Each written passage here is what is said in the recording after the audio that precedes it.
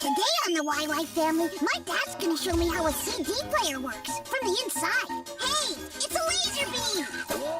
Grandma's gonna show me all about lightning. Grandpa's taking me to visit a space station to see how astronauts live. Yoo-hoo!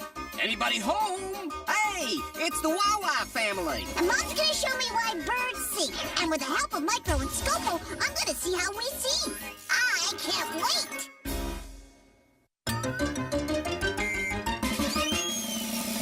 Come along with me and meet the smartest family in all the town. The YY family. Mom can make it plain to see that what goes up eventually comes down. The YY family. Come and meet the YY family. We got a lot of real know-how. Grandpa knows a lot about farming. Ask him and he'll show you now. I do airplane fly. When I land, I'll tell you why. Meanwhile, there's a dragon making some kind of a potion in a vat.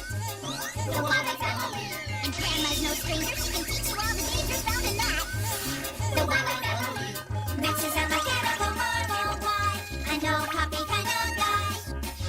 Maybe he can show you the answer now. If you want to take a look inside. Everybody's in a lather. Rushing, wondering what's the matter. Every person hears a cry. He rushes to the baby side. What's the deal? What could it be? Just Just the YY family. Have you ever wondered why the salty ocean's lightning thunder? What the earth is like down under? Why there's wind and snow and rain? Let Eartha and Basalt explain.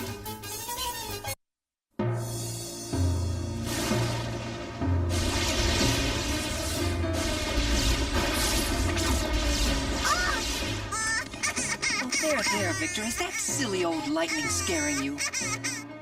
Me? Scared? Oh, no. I just wanted to know what lightning is.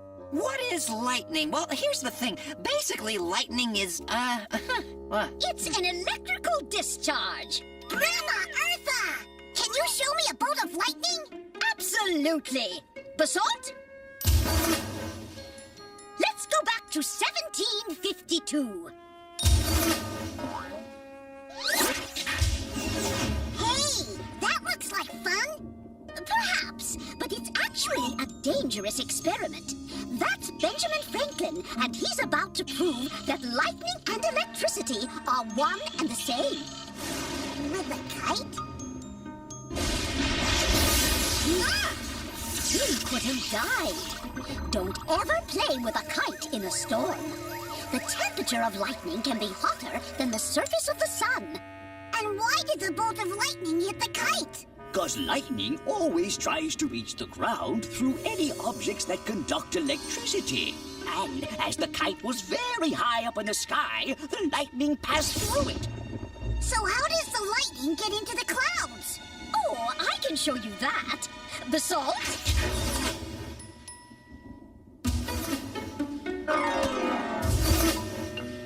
Voila! Your very own weather probe. Perfect. All systems are go.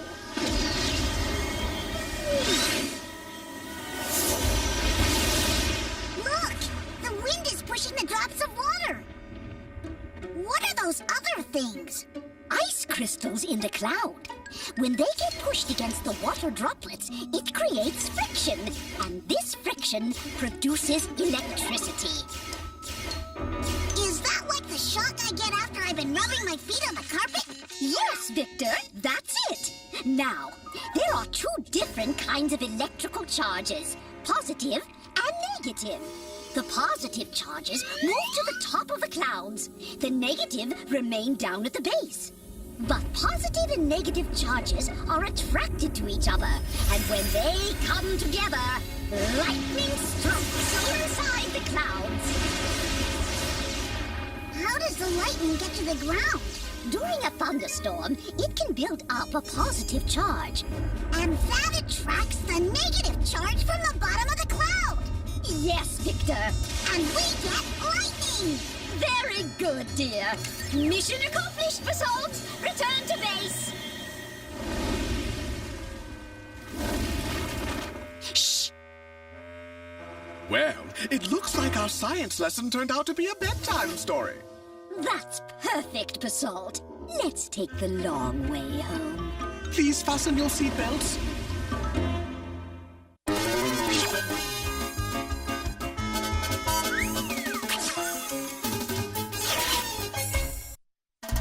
Hey, the questions that you have are not too serious. The animals and plants are not so mysterious, so have no fear.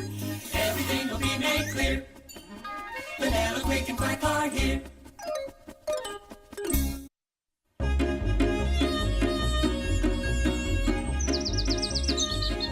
Mom! What is it, Victor? What's wrong? It sounds like every bird in the whole world is singing right outside my window. Isn't it beautiful? Yeah, but do they have to do it the first thing in the morning? I'm afraid they can't help it, Victor. Mom, why do birds sing? That's how they communicate. For birds, singing is like speaking. And what do they say? Lots of things. When baby birds squawk, they're asking for food. And their mom and dad have a different call to tell them they're coming home.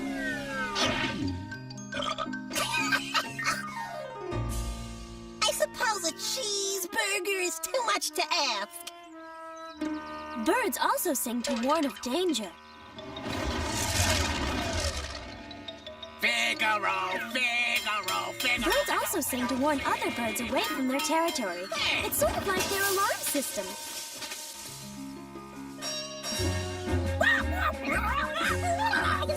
He's just told Quack this is my branch, Scram.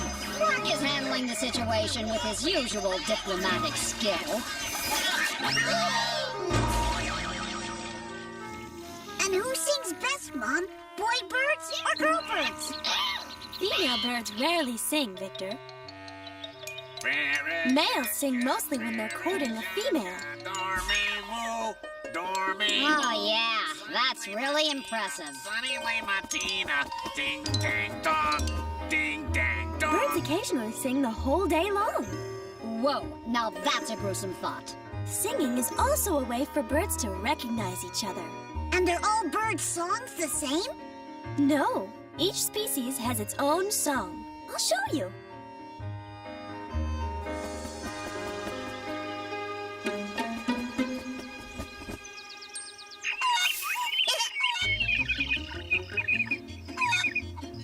What a racket! If you listen carefully, you can recognize a bird by its song. Each bird has a different song. Do you recognize that bird? That's a swallow. What about that one? Oh, I know that one. It's a cuckoo, just like in Grandma Eartha's clock. Whoa! This one really rocks. It's a nightingale. You're more likely to hear one than to see one. Nightingales sing day and night, but they're hard to spot. Are there any birds that don't sing, Mom? All birds communicate, but we don't always describe it as singing. Take ducks, for instance. Yeah, I see what you mean. That's not very musical. Blackbirds whistle, storks clap their bills. Those are the ways they communicate. But Quick and Quack speak just like us. Yes, but they don't seem to be very good at communicating.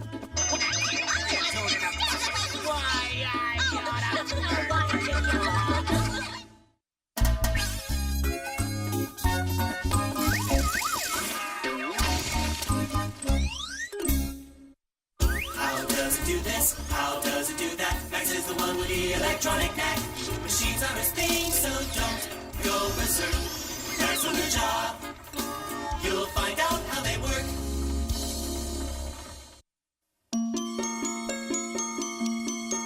Check this out, Victor. It's the latest compact disc from the Sniveling Twits. All right, let's get down with our bad selves. Hey!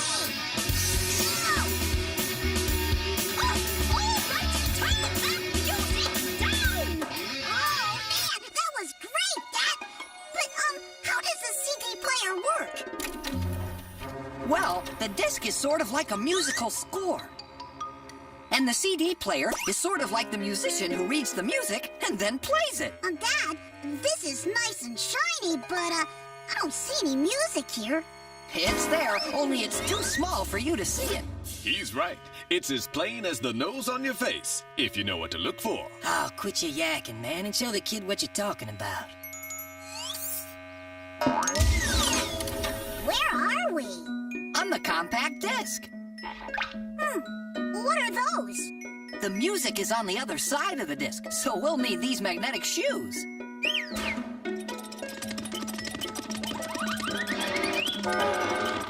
Hey, Dad, I can see myself. That's because this side of the disc is covered with a thin layer of aluminum. Aluminum? What for? We'll see in a moment.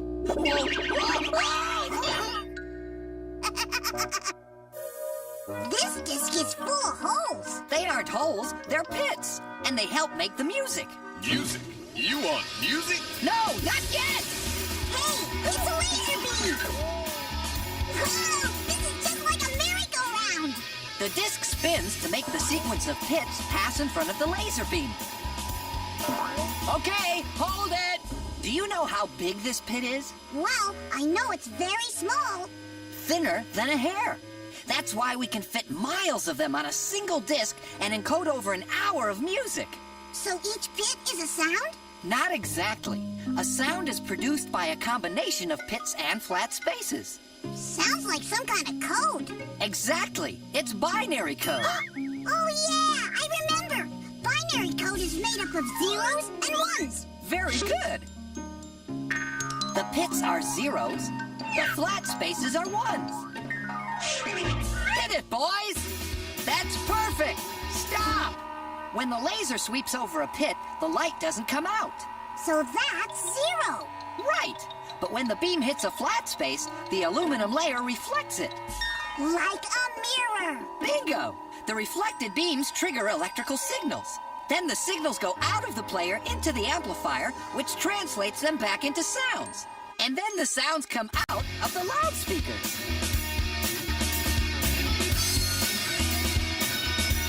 And then Grandma told you to turn it down. Look, Dad, quick and clap like the same music you do. Yeah, but we're much better dancers.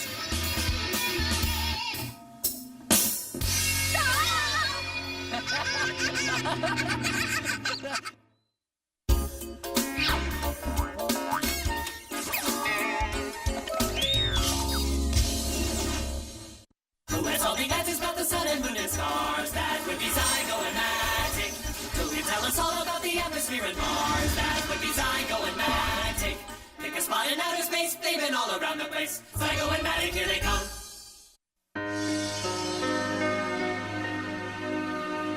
Go left. No, right. What are you looking for?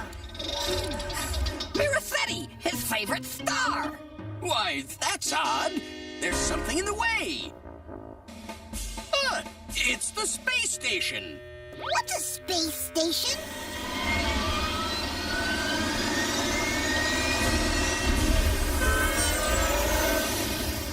A space station is a place for astronauts to spend long periods of time in space. Oh, why do they want to do that? To carry out scientific research and conduct experiments.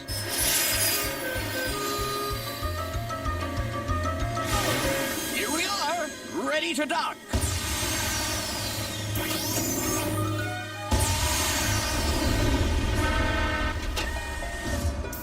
Yoo-hoo! Anybody home? Hey, I'm floating! That's right, there's no gravity in space. So, we float! Right. But it's not all fun and games, Victor. Everything in here has to be put safely away, or else fastened down, including the astronauts, if they don't want to float. They even have to strap themselves in to exercise. They spend 2 hours a day exercising. Phew! After that workout, I'm thirsty. Hey, look! Water! Good! I'm thirsty too! No, wait! Don't! Huh? Drops of water float in space too, so astronauts use closed cups and drink through straws. Anybody hungry? Our menu includes fish, carrots, and apple pie for dessert. All freeze-dried. Freeze-dried? Yep, all all the water has been removed from the food so that it doesn't take up a lot of storage space. When you're ready to eat, just add water. Zygo, how come this fork's not floating? Magnets hold it on the tray. The food is already in bite-sized pieces, so the space station doesn't wind up full of floating crumbs. When I said just add water, this isn't what I had in mind. I think you just lost your lunch. Apparently, our menu also includes split pea soup. Now, Zygo, you need a shower. A shower? We use suction to pull the water out of the shower. And then some nice warm air to dry me off. Where does the air come from? Space? There is no air in space. So the space station and all other manned spacecraft have to carry their own supply of oxygen. Looks like we're gonna have company!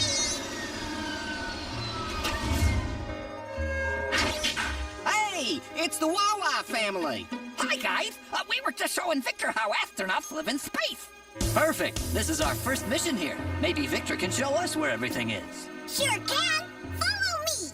Do I smell split pea soup? It's my favorite.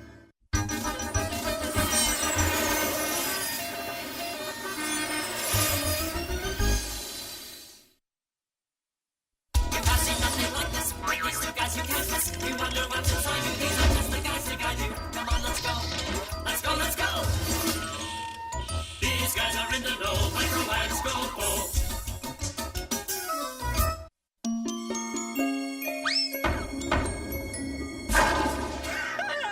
Yeah, those pins are crooked.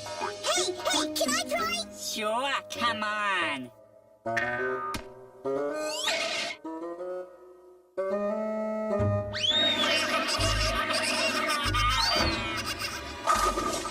Yes! How come you're such a good bowler, Uncle Scopo? Because of years of practice and razor-sharp reflexes, it also helps that I have good eyes. Eyes, huh? How do our eyes see? Well, I can explain that a lot more easily than I can explain how Scopo won this game. What's this opening? It's the pupil, and the colored area around it is called the iris. The pupil is the opening that lets light into your eye. If the light is too bright, the pupil gets smaller, emitting less light. Like this. If the light is dim, the pupil opens wider, so that more of it reaches the eye. And now, follow the leader. Whoa! As we pass through the pupil, we come to the crystalline lens. The crystalline lens focuses objects. You mean like a camera lens? Precisely. Your father's taught you well. The crystalline lens changes its shape depending on how far you are from the object you're seeing. It stretches when you're looking at something far away. Max, that ice cream is headed right for your shoe. And if you're looking at something close up, the lens thickens and bulges. Hey, that's Grandpa! But he's upside down! That's how the crystalline lens projects images onto the retina, which is our next stop. This stuff is like jelly! It's the vitreous humor. The vitreous what? The vitreous humor. It's a thick, clear liquid that fills most of your eye. Now this is the retina, where the light rays are projected.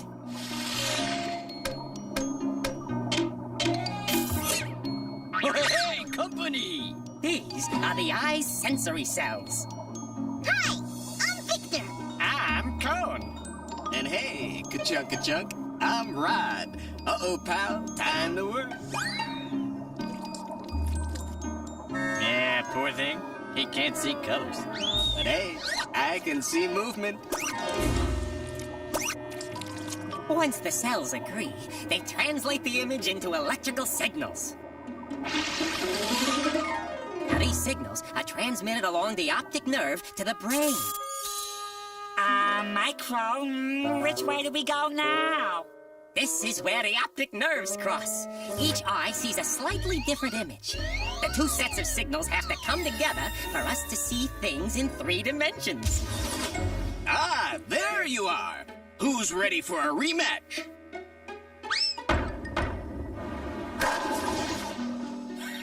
I think the pin setter is out of whack. Maybe the building's foundation is settling unevenly. Aha! You know what it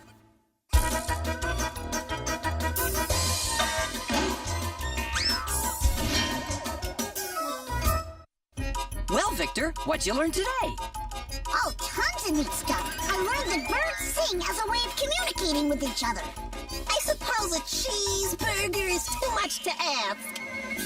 You want music? I learned that a CD contains binary code in the form of pits and spaces that can be read by a laser beam and turned into music. Turn that music down! I learned that lightning is an electrical discharge that travels from the clouds to the ground. And I learned that astronauts living in space have to adjust to the fact that everything floats all over the place. I think you just lost your lunch. Sounds like a pretty big day. It was, but I still have plenty of questions left for next time.